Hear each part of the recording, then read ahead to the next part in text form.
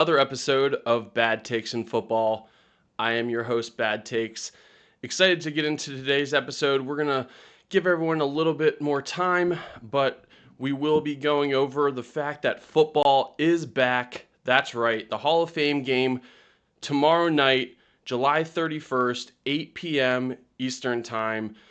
Going to be played in Canton, Ohio for the Hall of Fame game. So we'll get into that and a little bit more. Again, we'll wait a little bit for more people to join, but excited to get this going. Again, make sure to leave a like, leave a comment. Tell me what any other topics you might want to discuss today. But like I said, we will be talking about the Hall of Fame game, the players that are going into the Hall of Fame. There's some quick hitters around the league that we'll talk about, some like injuries and just training camp news. We'll also get into a little bit of, what to look for in that Hall of Fame game, right? What players should we be looking out for? What are some interesting storylines about this game? And then we'll also be talking a little bit about, Justin Herbert, right? We probably won't be seeing him tomorrow in the game as a starter, right? Generally starters aren't playing in these Hall of Fame games, especially, but the preseason in general has sort of been a place where teams aren't really looking to see starters anymore. But we'll get into Justin Herbert, and then that will really wrap up everything that we'll probably discuss. Like I said, just some other quick hitters around training camp. So real quick, just to kind of dive into some things. First things first, I think it's important to kind of talk about some quick information that's happened around the league. So first things first, there's been a lot of topics of conversation. I've talked about this a lot. Two players specifically. First one is Shamar Stewart. So Shamar Stewart actually signed his deal late last week. I believe it is technically over the weekend that he signed that deal. But Shamar Stewart is now a Bengal officially, and he is at camp. And from what I've heard and seen, he's already made quite a splash while he's there. Also, last night this news broke. I believe Adam Schefter or Ian Rappaport were the first to really report this. But it looks like Trey Hendrickson of the Cincinnati Bengals, another edge rusher, is going to be reporting to camp. He still does not have the extension that he is looking for, but he will be reporting to camp. From my understanding, they're expecting this to be a hold-in situation so that he can avoid those fines and still be technically a part of the team and show a sign of good faith that he feels like this deal might get done. But he will be reporting to camp as early as today and will be holding in while he still continues to work on getting that contract extension. Some other important notes. Isaiah Likely of the Baltimore Ravens has a small fracture in his foot. This is going to lead to him to be out of training camp for generally they're expecting him to be out the entire camp, which is, I would say, a pretty big hit for the Ravens. They obviously still have, they still have Mark Andrews at tight end, as well as their third tight end, I would say Charlie Kohler. But again, he's still expected to potentially be back for week one. If he's not back for week one, hopefully week two, Isaiah Likely, who's been an emerging star for the Ravens, will be able to start playing again. Other than that, there wasn't necessarily too much other news. I know that the Miami Dolphins, they lost a cornerback to an ACL injury. Obviously, everyone knows about the situation that happened with Justin Fields, but Justin Fields was carted off the field last week, but he's already back at training camp. He had dislocated a toe, so that was an interesting situation. Definitely scary for the Jets, but it seems as though he's going to be fine. So, really diving into things again.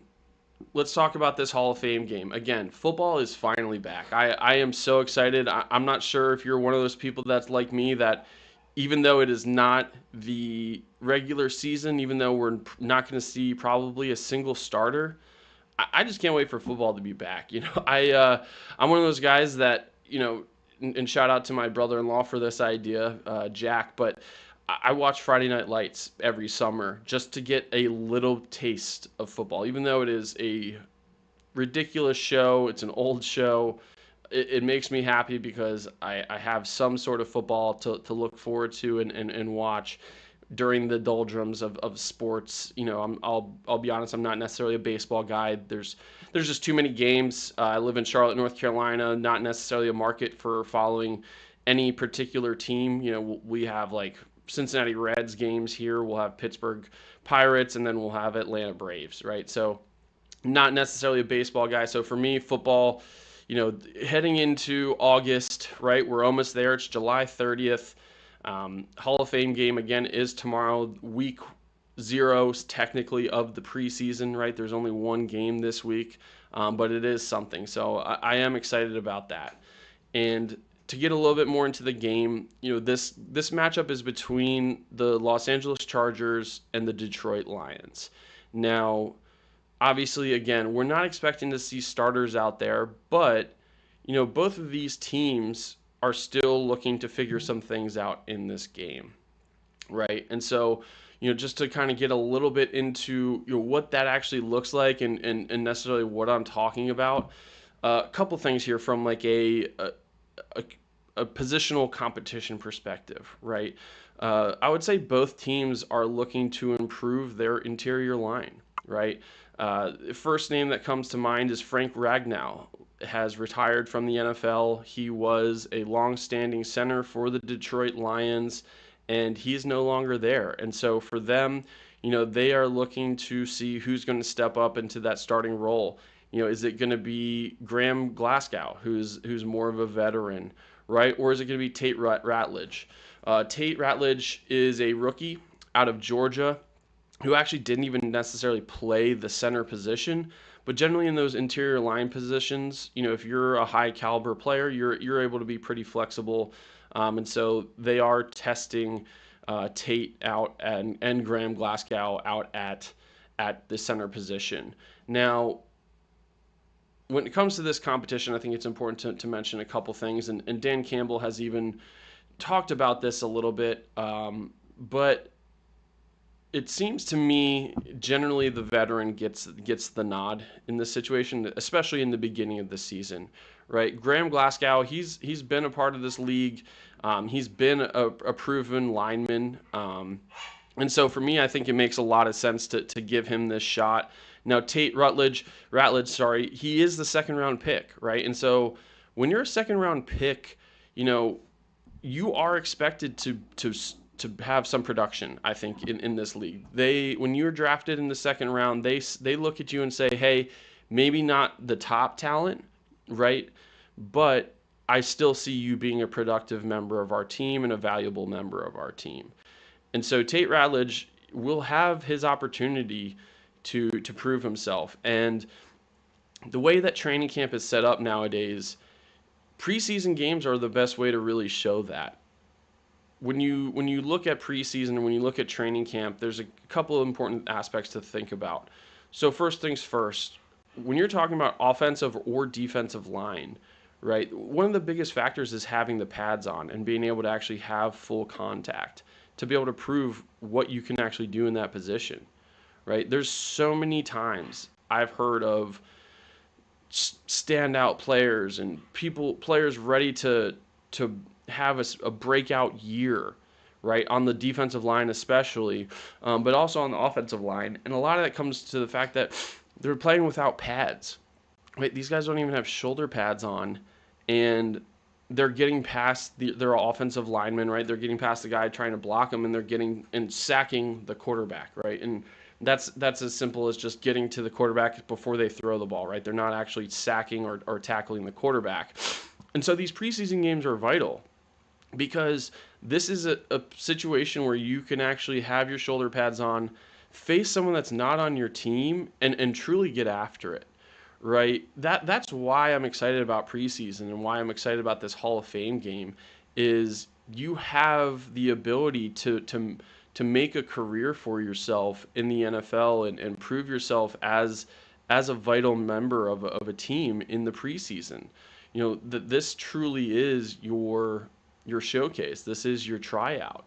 You can do as much as you can from the X's and O's and understanding the plays and snap count and not making mental mistakes during training camp practices, but really it comes down to being a productive blocker, right, from an offensive line perspective, or effective rusher or run stopper from a defensive line perspective. So it will be interesting to see what happens between Graham Glasgow as well as Tate Ratledge in this competition from the Lions' perspective. Now, on the other side of this, the Chargers are also looking at filling a role as well. Left guard, the left guard position seems to be open, and it looks to me like also the center position, right? So it looks like they're looking for people like Zion Johnson and Bradley Bozeman to fill these roles.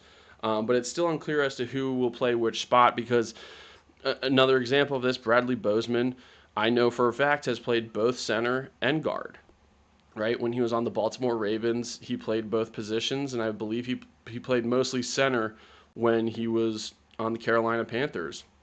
But he is back in his he's back with the Harbaugh coach. He's back with Greg Roman as his offensive coordinator, and Greg Roman knows how to use him. He has experience with him, so I feel like he has the opportunity to really start at either. My guess is we see Bradley Bozeman at center and Zion Johnson at guard. But again, this Hall of Fame game is an opportunity for them to really prove that, right? Um, this is a time where maybe someone else can show themselves as a potential suitor for this position, right? There's going to be late draft picks. There's going to be undrafted players. They're going to be playing a lot of minutes in this game, right? Second you might see second string for the first quarter and a half of this game, and then after that, it's going to be generally like the same players that are going to be playing the third and fourth quarter. They're going to be trying to weed out and find the diamonds in the rough from those late round picks and those undrafted rookie free agents and the free agents that they brought in.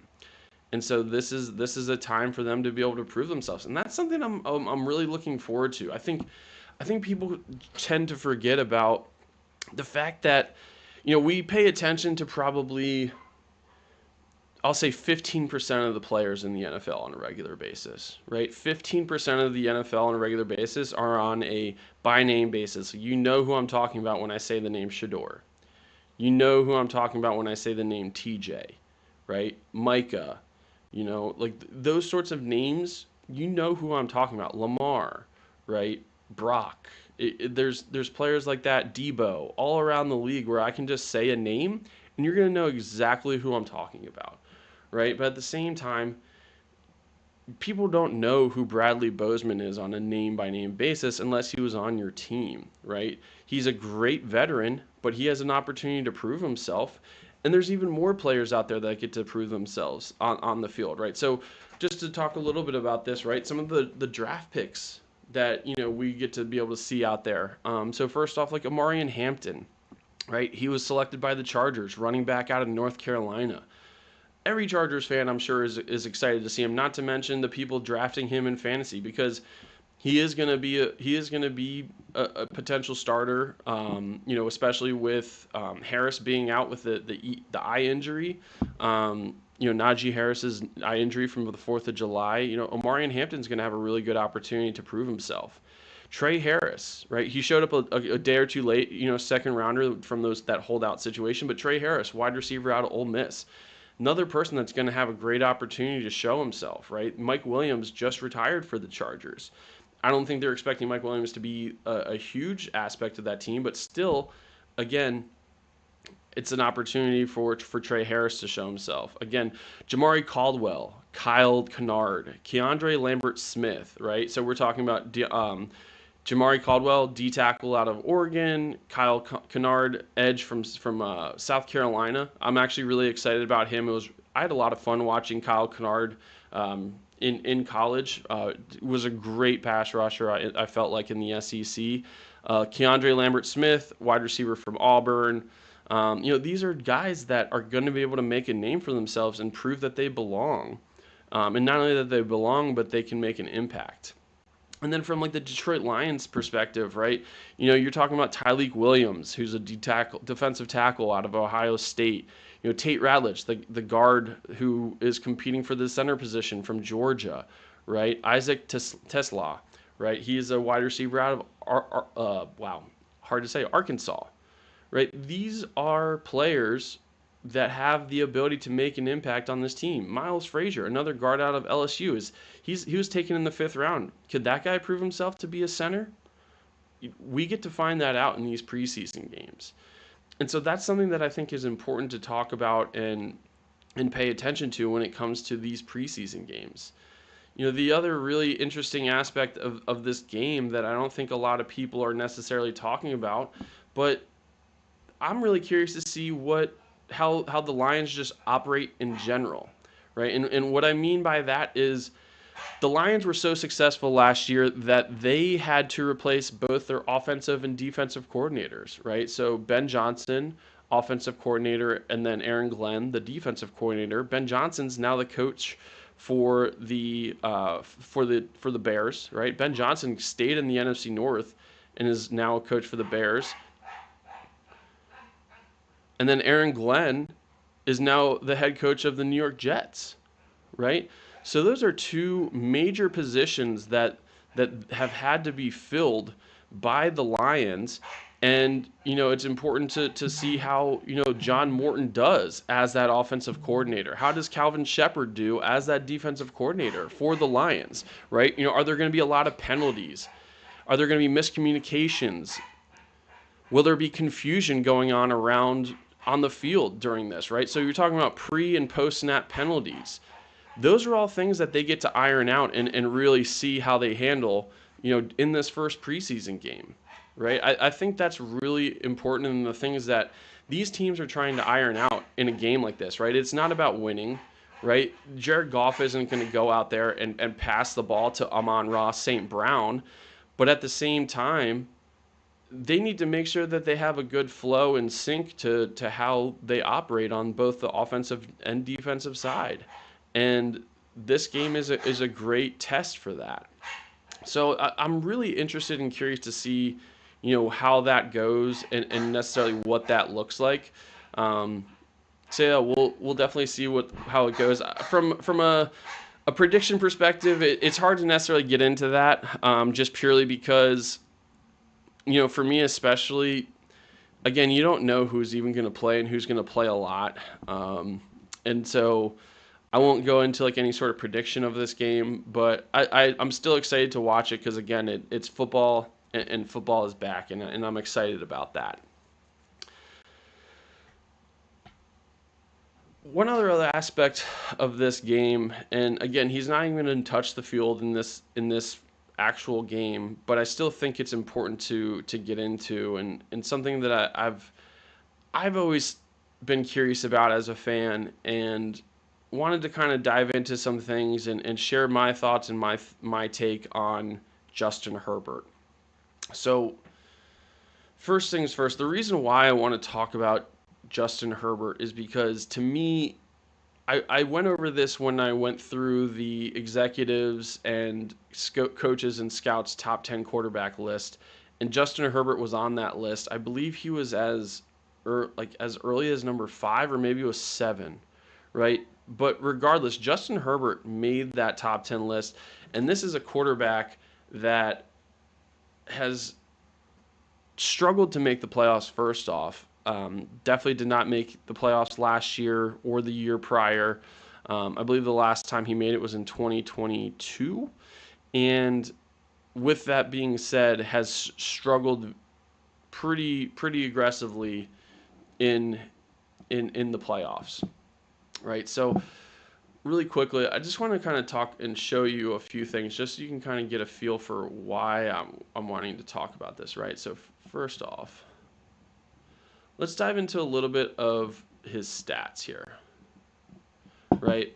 And so a couple things I wanted to point out before we really get into it too much. But again, he is in his 6th season, right? He's about to start his 6th season in the NFL. And every single year you look at this you look at his stats, he's been productive, right? I will 1000% say that he, and I know this, I'm pretty sure this is a known fact, and why he's probably so highly touted. I think in his first 5 years, he has thrown for more yards than any quarterback in their first 5 years in the history of the NFL, right? And so yards is a really easy way to sort of evaluate a quarterback. And so with these numbers, you can kind of see he is very consistent, right? He's had a 5,000 year season. He's also had two 4,000 year seasons. His last two seasons were probably his worst. He had 3,100 and then he had 3,800, almost 3,900 last year. Again, on a pretty bad team. But some things that I think are important to mention, right? So on his side, and I think, again, something that speaks to his talent, he's got a 66.5% career completion percentage. If you're completing 2/3 of your passes every single year, that says something. That is extremely impressive, right? And on top of that, 137 touchdowns total, right?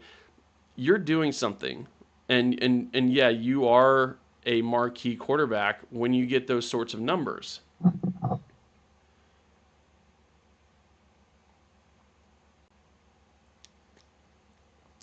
The issue is, probably, in my opinion, the most important stat is the wins and losses columns. And I'll just go ahead and put out a number just to say, hey, like, if you're above this winning percentage, I feel like you're a valuable member of your team. I'm gonna go with, if you win 65% of your games, right? 65%. Justin Herbert in his career has a record of 41-38, right? So he's won 3 more games than he's lost in his career.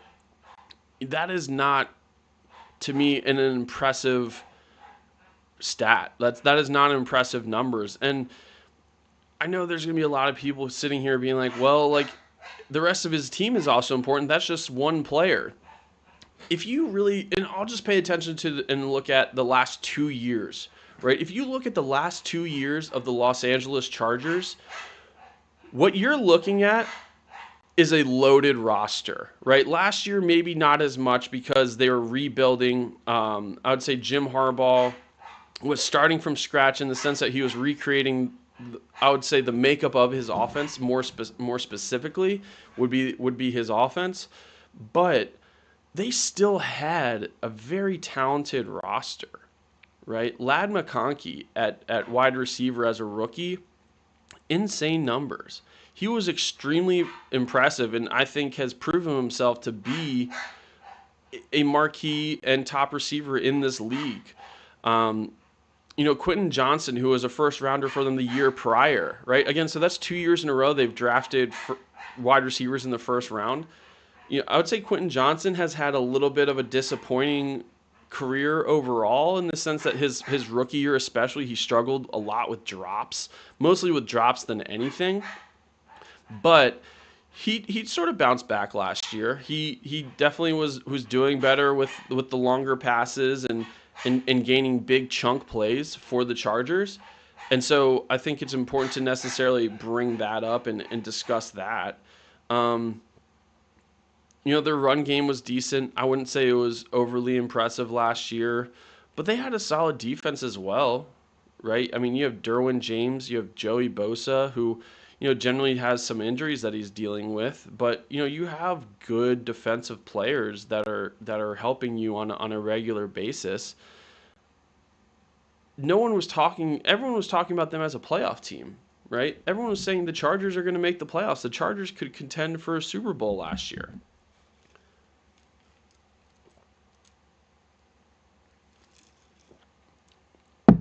They didn't even make the playoffs. The Chargers didn't even make the playoffs. And for me especially, I struggle to understand why. I mean, I'm looking at his stats, right? 3,800 yards, 23 touchdowns, and only 3 interceptions last year. If you were to tell me that Justin Herbert would throw for 3,800 yards, 23 touchdowns, and 3 interceptions, I would tell you they're probably making the playoffs.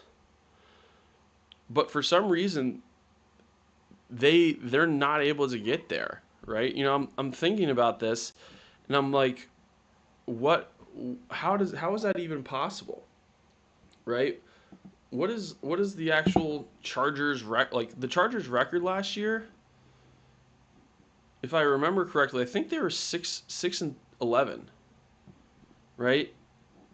They were not a good team whatsoever. Um, and so for me, I just wonder like how can you really gauge and put Justin Herbert at this top level, right? I'm trying to figure out what it is that's missing, and that's why I really wanted to talk about that today. Um, I found some important and interesting stats here, right? So first off, from a playoff perspective, I'm not one that says like that thinks that playoff stats are the end all be all, but I still think it's important to necessarily get into and some things that I would love to necessarily dive into, right? I talked about this first. Justin Herbert, 65% career completion percentage. In the playoffs, it's 52%, right? That's a major drop off. In 2024, when they made the playoffs, he had a 43.8% completion percentage through 1 touchdown, 4 interceptions. That's that's that's 4 more interceptions than he had last year total in the season. That he had more interceptions in one game than he did in an entire season. And to me that's alarming, right? I know from a Ravens perspective, Lamar Jackson generally gets given the same sort of he's a great quarterback, but right, and then they reference his play in the playoffs. Um, but Justin Herbert, I don't think people necessarily talk about it enough because first off, he's only had 2 opportunities to play in the playoffs, but he hasn't really done much with it either.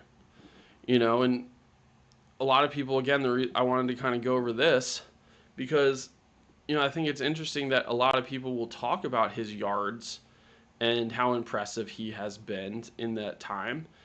So let's actually look at this list. And this is from StatMuse. Shout out StatMuse for putting something like this together. But this is going over who those top passers are since 2020, right? So since Justin Herbert has entered the league. And if you look at it, he's in 4th place, right? And it's not like there's bad names ahead of him. You're talking about Patrick Mahomes, Josh Allen, and Jared Goff. Jared Goff has had the last 2 seasons, especially, have been amazing, right? I think anyone would tell you that he had a pretty legitimate shot of being an NFL MVP last year, right? I think they only lost 2 games going into the playoffs, had a heartbreak in the playoffs, but at that point they were on their last legs. Detroit had lost so many players to injuries at that point that really wasn't much you can do there. But anyway, back to Justin Herbert. I'm looking at these names underneath of him. He's got players like Matt Stafford, Joe Burrow, Kirk Cousins, Derek Carr, Baker Mayfield, Lamar Jackson, Aaron Rodgers, Dak Prescott, right? Those are impressive people to be ahead of when it comes to anything in the NFL, right? You're talking about MVPs, right? Lamar Jackson, Aaron Rodgers behind him in this. Obviously, Tom Brady's still on this list, hasn't played in a couple years. I'm sure Jalen Hurts, Kyler Murray, Tua, probably even Trevor, maybe even Gino will pass Tom Brady on this list. But he's in good company when it comes to this. And so I wanted to talk about Justin Herbert because to me, he's sort of an enigma when it comes to the NFL. People get so excited about him because of the fact of his size. But for me, the results just aren't there yet for me to crown him, right? I think Nick Wright of Fox Sports has said this pretty well, and I think this is really my take as well, right? It's at a certain point you have to stop evaluating someone based off of potential, right? And for me, we're already at that point when it comes to Justin Herbert, right? We're already there when it comes to Justin Herbert. So I think if you're 5 years into that league, you're 5 years in, and you still don't have a playoff win, and you still haven't gotten all pro or anything like that, I struggle to put you as a top five quarterback, especially, right? At this point, most people should know who Justin Herbert is, but I still feel like he is the one quarterback that everyone is looking at and saying, this will be the year. This will be the year. This will be the year. And for me, I don't get it because who else do you say that for? Who else gets the same amount of time and grace that Justin Herbert has gotten from the NFL media, from executives, from coaches, right? Everyone still rates him as a top quarterback in this league. But to me, other than passing yards and completion percentage, I just don't see it. I don't understand how you can look at Justin Herbert as I'll go as much to say a top 10 quarterback. I wouldn't even put Justin Herbert as a top 10 quarterback in the NFL. And a big part of that, again, is that wins and loss record, right? I'll say it one more time. He's only had 3 more wins than losses in his career. He's 41-38. To kind of compare this to like another player, right? I'll compare him to someone else. Joe Burrow. Joe Burrow has 38 wins and 30 losses in his career, right? So that's just 8 more, right? So he has 5 more wins and losses than Justin Herbert does. But that's still a lot better. And I struggle even with Joe Burrow because he hasn't made the playoffs the last couple years. So to me, I just wanted to dive in a little bit of Justin Herbert just to kind of give you a feel for how I felt he was graded and how people evaluate him. And to me, I don't put Justin Herbert as that top 10 quarterback. I would probably put him strongly at the 11th best quarterback in the league. And a lot of that, again, is purely based off of outcome. If you were to see him win, 10 more games than losses, I would definitely reconsider this. But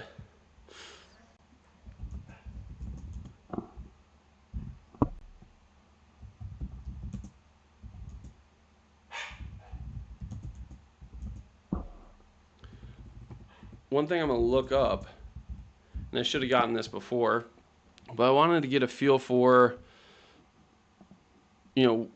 what people's, NFL, like the win-loss records, right? What does that look like, and who's sort of the leader in this perspective? And we'll focus more so on percentage because I think that's important to talk about, right? And this is sort of why, again, I don't necessarily put Justin Herbert in this. Let me go ahead and fix this. Right, and we're focused again on win percentage. So first off, Tanner McKee, he's only played 1 game. So we'll ignore Tanner McKee. But let's look at these names up here and their win percentage, right? Patrick Mahomes, number 1, almost an 80% win percentage. Second behind him, Lamar Jackson at 71.6% of his games he wins. Not too far behind him, only 1 season to really work with. But Jaden Daniels has won 70% of his games already. And I'm looking at these other names, Jalen Hurts, right? So Taysom Hill, I'll kind of disclude him because he's sort of an every position guy and just I don't necessarily consider him a quarterback. I look at him as like a tight end more so. But Jalen Hurts, Josh Allen, Jimmy Garoppolo is up there, Brock Purdy, Aaron Rodgers, right? Dak Prescott, Russell Wilson, Tua Tagovailoa, right? I'm going to have to scroll down further to find old Justin Herbert. Here he is. Oh, let me see. Right here. Just over 50% of his games. Right? Deshaun Watson, Kirk Cousins, Mitch Trubisky, Jordan Love, Anthony Richardson, Bo Nix, Flacco, Joe Burrow, CJ Stroud. All these players are ahead of him. And if you're going to tell me this is purely from roster makeup, I disagree with you wholeheartedly. They have always had, at minimum, a decent roster. At minimum, a decent roster. And at best, they've had a Super Bowl caliber roster the entire time he's been on that team.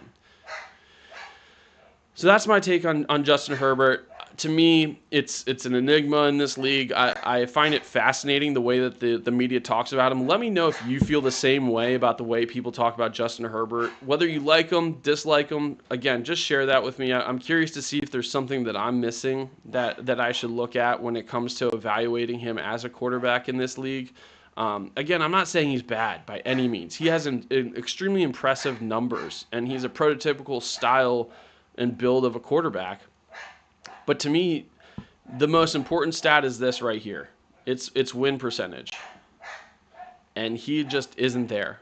And for that reason alone, I can't have him as a top 10 quarterback in my list. So that's really what I wanted to cover today. I know that it was a shorter show, but I felt like, we wanted to really mostly focus on the Hall of Fame game. Excited to see how that game goes. I'll probably pop on for a short video after the fact.